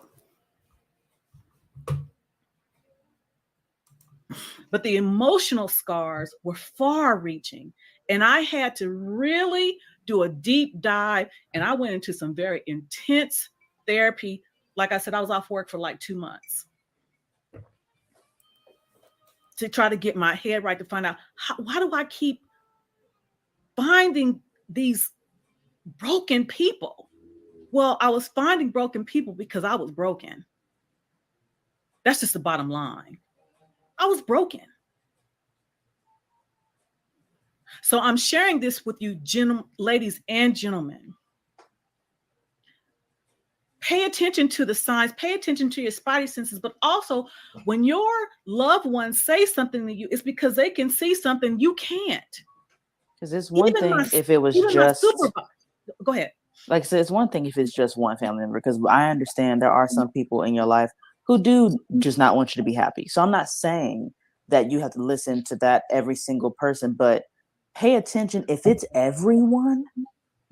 And when I say everyone, I mean people who don't even live with you, like she just said, her supervisor. That's when it's a serious problem. Then you need to really reflect. Because if it's like someone, you know, your cousin and them who don't even like you anyway, okay, you don't gotta listen to them. But if it's your mother or your father or your sister, or even if you want to X them out, if it's your best friends, like it's too deep now. And if you get to the point that you won't listen to anybody, then you can't be helped. And then now you're really stuck. You don't want to get to that point. Here's the thing also. I'm going to say the Holy Spirit, God was protecting me. And I'm going to tell you something. I lived in that house before that person came to live with me for a couple of years. And it was after he was there and things had gotten bad. I remember going to work and that individual called me and told me that there was a snake in my house. And it had crawled into the room where he was. Well, I didn't believe it because, again, I had lived there for years and there was no snake in my house ever. So when this person went to work, because he said that he had to go to work, and I said, well, did you get it out? He says, well, I sprayed it with something. I forget what he said. And so when he left to go to work, I asked my brother to go in there and see if he could find the snake. Well, I thought, you know, he was just bull crapping. Because when I came home, I was looking for it, couldn't find the snake either. After that individual moved out, after the police escorted him out, and I'm cleaning up what's left of his stuff in that room, I found the snake that was dried up in that closet. And I said, that was God. It was a literal and figurative snake in my house. And it had crawled into the room where he was staying. That chilled me. That chilled me because, like I said, I lived in that house several years before he came. And the fact, see, this is the powerful piece because, again, you know, snakes gravitate toward water. And the whole time I was living in that house, I had never seen a snake in the pool or even around the pool. Now, the previous house we just moved from, sometimes the snakes would come, that's happened. But at that house, I had been living there for like 2 years and I had never seen a snake on the property at all. But it was the fact that it got into the house, however it got in the house. He may have brought it, who knows? But it crawled into the room where he was staying. What? The fact that when an actual snake was in my house, it had crawled into the room where he was. Yeah, he was just a human demonic presence, which is why, like, because again, I'm a very serious, God-fearing woman. I don't play about that type of stuff. I don't do all that other stuff. And spirits respond to order, and they live in dysfunction. There's a reason the spirit in him wouldn't come out when I was around, because it knew better. Because I would have eradicated that. I don't play that. I don't play it at all. So it lived in dysfunction with you because you weren't in order. And internally, spiritually, you were out of line in every way. So it allowed that foolishness because you weren't in tune with yourself spiritually and emotionally. Listen to it now. Moreover, the spidey senses, I would have been able to save myself. First of all, if I would have just paid attention to the signs first thing. But there was something else I could have done. Uh-oh, here we go. I could have done a background check on him. Facts. Because since then, within the last several months, I was on YouTube and I saw an advertisement called Been Verified. And I said, well, let me just punch in this individual's information to see what comes up. He had been arrested not once, not twice, but more than a couple of times for drug possession. Okay. Mm-hmm. He had been arrested for assault of a woman. So if I would have done that. But see, Ma, that's I could something. have saved myself. That's where I talk about the spirituality part is important because you see it now because you come into revelation. Mm-hmm. But we as women must pray for discernment. Yes. And men. Discernment. And men. Is discernment. Because our flesh, our human selves cannot see the spiritual aspects of people. We can't. Right. It's not possible. Because we lead with lust. We lead with our feelings. We lead naturally with our own selfish desires. So for us to see someone who they are, we must pray. Pray for wisdom. Pray for discernment. Pray for, revelation so that we see things that we can't see in the outward man. I mean, it's in the Bible that, I think it was, forgive me if I quote the prophet wrong, but when he went to go crown King David, I think it was the prophet Samuel or something like that. I could say it wrong. But basically, he was going to all the man's sons that were attractive, physically statured, going to each one of them like, oh, this must be the king. Oh, this must be the king because he looks like a king. But God said, I look in the inward man. You look on the outward, meaning that we need God to see the inward man. We will never see it with our own eyes. She belongs to me. She's mine. I birthed her. Because he crowned the king 5 times wrong. Like he was just like, oh, this is him. Oh, nope. Okay, this is him. Because we don't have enough wisdom by ourselves. And then he's like, no, he's over there. And he's like, really? This one? And that's exactly how we pick spouses too. Really, that one, God? But these other ones I thought was really good. They looked good. They got the job. That's not what I said you needed though. What? What I needed for you was over there. Someone who didn't initially make the room go, but will keep you. There's nothing wrong with that. But that's why we have to pray. So that is why I shared this with you again, and feel free to share this with you. Okay, so, my nephew Truth is asking what prompted me to share this video. But, shout out to my niecey Pooh, because I was telling her what I want to talk about. And she said, TT, you the only one that do content, you be content for yourself. And it is because I only know me. I mean, I know some things. I know a little bit about here and there, but I know what I've been through. And I think sharing what I've been through can help somebody. So being that this video was done, 18 months ago, many who have joined my channel are not going to go back 18 months and look at it. So as I was looking through different things, I thought it would be good to bring this to share with you. And again, to share not only my experience, but to share from my daughter's perspective what she saw her mother going through. Because sometimes we don't see, particularly as parents, we don't see the impact that we put on our kids or those who love us. Now, chaotic, I'm gonna bring you up here. Don't bring no foolishness because I'm not dealing with it. Hello. What's up? Just throwing up the Delta sign. What's going on? I just got done with my live stream. What's cracking? Nothing. I'm just sharing a little testimony. Oh yeah, what are you guys talking about over here? What's cracking? What's up? Oh, so you're gonna come in, don't even know what we talking I about? literally just got done doing the live stream like 2 seconds ago. Well, I was sharing an old video that me and my daughter did when I was talking about a relationship that ended violently. And I was talking about the lies that we tell ourselves and what happens when we choose wrong. And the gist of this live is going over, basically reacting to a video that my daughter and I did back in October 21 and sharing that experience, but also she was sharing it from her perspective as a grown child, seeing her mother do stupid stuff or dealing with a stupid individual that ended up me possibly could have lost my life. So yeah. Yeah.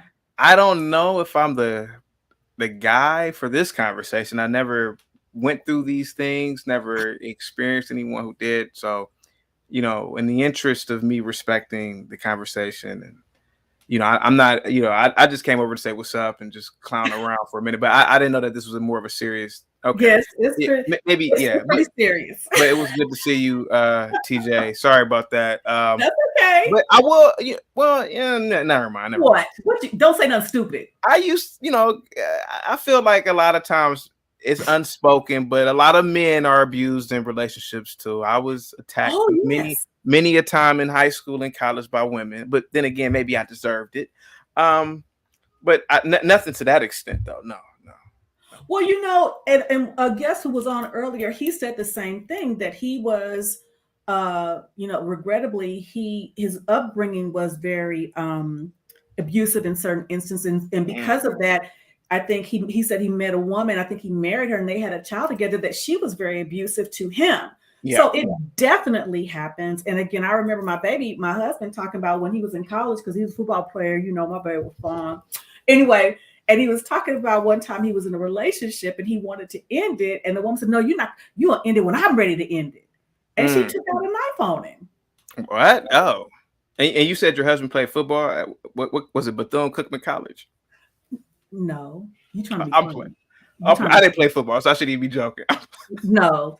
I forget where he went. He went to, I forget where he went. But yeah. Okay. But yeah, and so then men are subject to that. And again, the bottom line is nobody should be putting their hands on each other. No, I agree. Yeah. And I was sharing my particular story because a lot of times you hear about it happening when men and women are younger. But this happened to me when I was 50 years old. Oh, wow. Yeah, that's kind of old to, yeah. So, yeah. Well, I'm going to go ahead and drop you down, but thank you for coming over. Thank you so much. Peace. Bye-bye. So, yeah.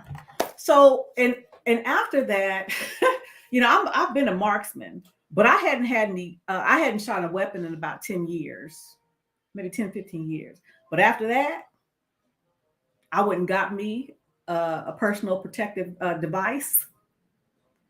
And by the time I met Mr. Randolph, I had several. So, I had several, okay? Because it's fools out here. It's fools out here. So again, I'm sharing this because it could happen to anybody. And again, I remember when I went to my therapy session and I was really down on myself again, saying, how did I wait to 50 years old to end up in the situation? And the therapist was saying it could happen to anybody.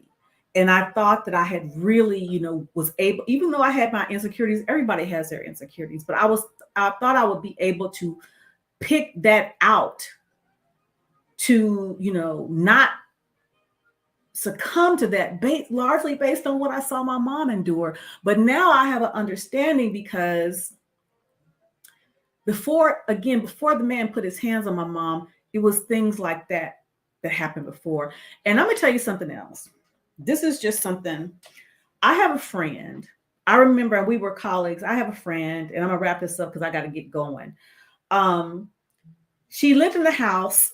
She owned a house, and I remember her coming to a couple of company picnics or whatever with this guy she had been with. And I've been talking to her. I said, put that nigga out, put that Negro out. And she said, TJ, it's not that easy. And I'm like, that's your house. And I'm just going in. I'm just going in. And, she's telling me different things. And she says, I'm just really, I have to move this way. I got to be really careful. I got to move. I said, F that. Get that Negro out your, again, I'm operating from a place that I had no knowledge about until it happened to me. When it happened to me, and after the dust settled, I went to her and I apologized to her. I said, sis, I understand now. I understand now, because when you're dealing with a lion and your head is in the lion's mouth, you got to remove it very carefully. Very carefully. So I am sharing this with you all to pay attention to the signs. What's up, Scam Likely? Hey, what's going on? I was going to ask you, can I catch you after the show? Okay, sure. All right, I'll be in the back.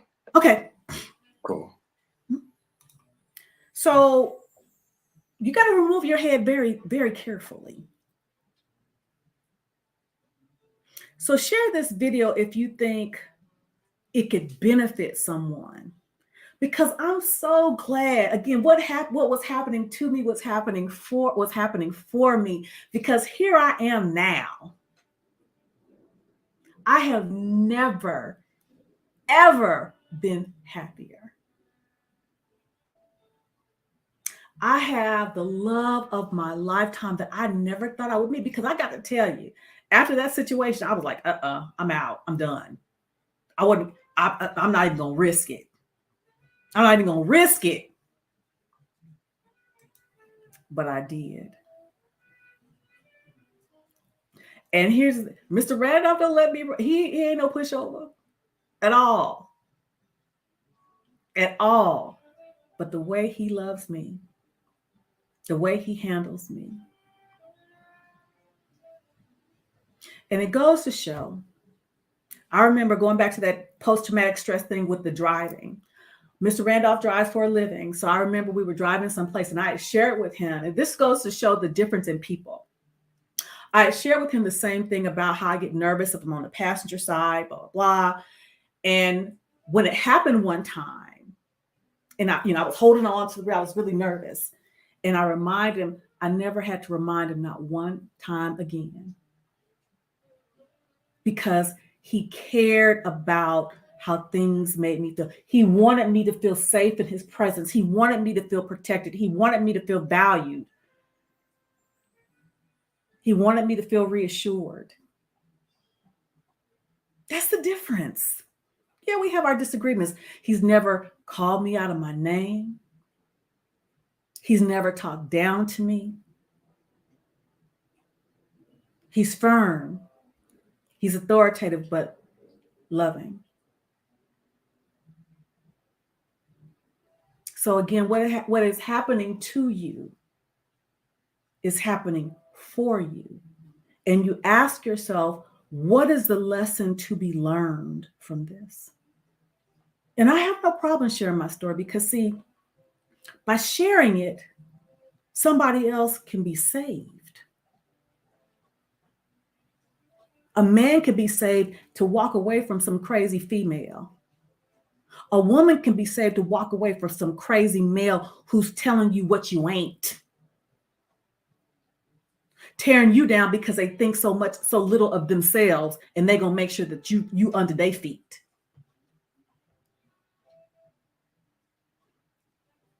Okay, let me see one.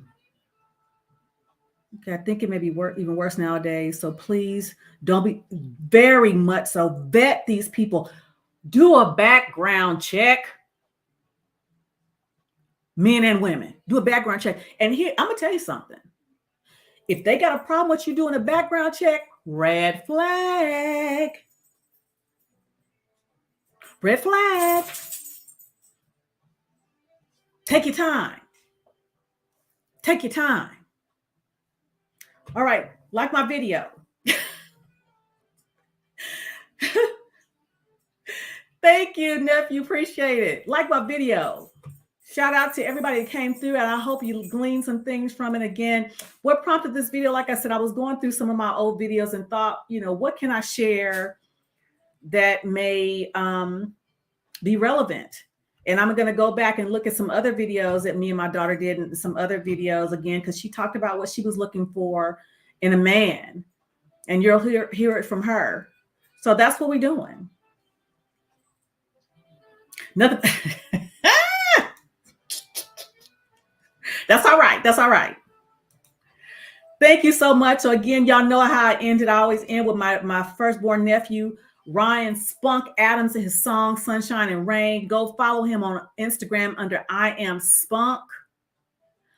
Catch his music on all streaming platforms, okay? And until next time, ciao for now.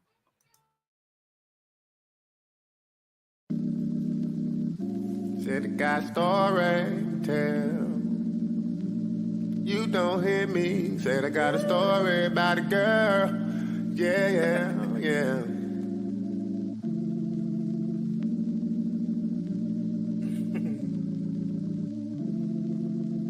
Check. See, I've been up all night typing this love letter. Hoping you open the message saying I love you better. See, you've been keeping me on red. I know I'm out the picture. Ain't nothing worse than the wave, just a request. I started on a nigga wave like a drop by. Saw you out, so I figured out I'd say hi. Ain't no pressure, just want a good time. Something we get to share up on a timeline. She's my type of girl. Magic carpet around the world. She'll show you things that you can't imagine. Straight hair or fancy curl, bright as diamonds, clutch as pearls. She's my one and only digital girl. My sunshine and the rain. Sunshine and the rain. My sunshine and the rain. Oh, my. My sunshine and the rain. My sunshine and the rain. First we outside, you beaming your light, giving me shades of dope. Now I'm walking in pools of water, my Yeezy. So, you had a faith that get Jesus hope, but the devil is pleased. I'm on my knees, I intercede for our peace. Girl, your love is an antidote. Body like a goddess, your beauty on displays in the finest museums. You shining like discos, but who knew that through the fire, all the grow this froze. Don't wrap your envelope, baby, let's disclose. I don't beat around bushes, no babe, I don't tiptoes. Not a ballerina, but I see balances drop jaws from your spoken words that rain dancing in tip jars. I applaud you, but these problems we face feeling so colossal. You push shovels of dirt, digging on my fossils. Every hurt I try and fix, you say I scarred you. I've dropped dimes before, don't tell me that I lost you. It's two sides to every coin, and every road's gonna have its thorns. I'm placing these stems, my palms bleed. Maybe your rain can rinse these stains from these leaves, cause I still need my sunshine and the rain. My sunshine and the rain. Sunshine, my sunshine and the rain. Yeah. My sunshine and the rain.